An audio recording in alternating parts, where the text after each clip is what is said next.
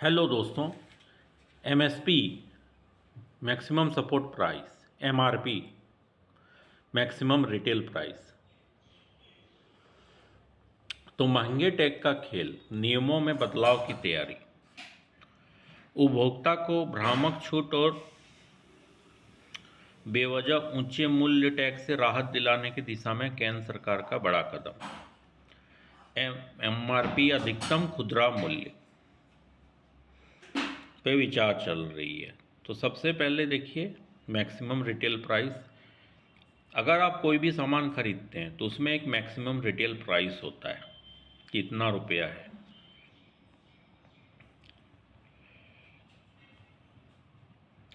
हालांकि पिछले महीने 16 मई को उद्योग संगठन, उपभोक्ता समूह और कर अधिकारियों के साथ बैठक पर सुझाव मांगा है।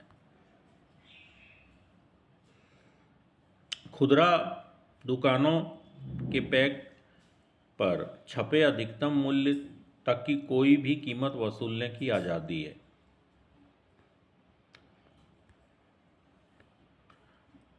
यहाँ पे एमआरपी क्या होता है?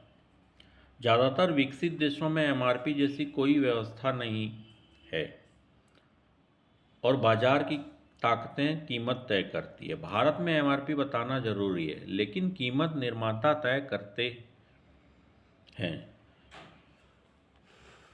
जरूरती सामानों को छोड़कर सरकार आमतौर पर कीमतों को नियंत्रण नहीं करती। उदाहरण के लिए, अगर किसी सामान पर एमआरपी 5,000 है लेकिन वह 50% छूट के बाद 2,500 में बिकता है, तो एमआरपी क्यों छापा गया? अगर दुकानदार 2,500 में मुनाफा कमा रहा है तो एमआरपी बढ़ा चढ़ाकर क्यों दिखाया गया?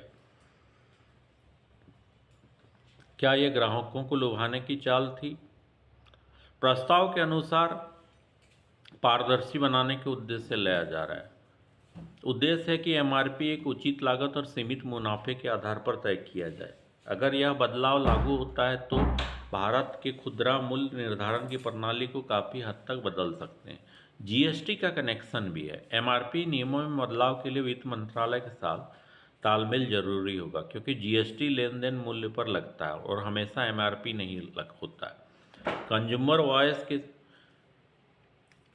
कहा कि जीएसटी लागू होने के बाद कंपनियों को एमआरपी समझने की ज़रूरत नहीं पड़ती। एमआरपी ही कर सकता है।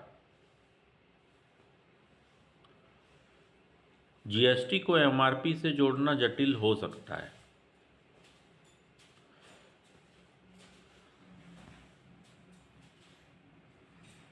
कानूनी माप विज्ञान अधिनियम 2009 के तहत उपभोक्ता मामलों का मंत्रालय पैकेज सामानों पर वजन, माप और लेबल की जांच करता है, ताकि पारदर्शिता और उपभोक्ता हितों की रक्षा हो।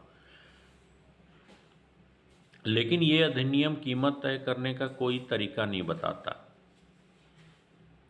उद्योग और उपभोक्ता समूहों से सुझाव मांगे गए ताकि एमआरपी को भ्रामक न बनाया जाए। यह नियम ज़्यादातर उपभोक्ता सामानों पर लागू होगा। Thank you for watching.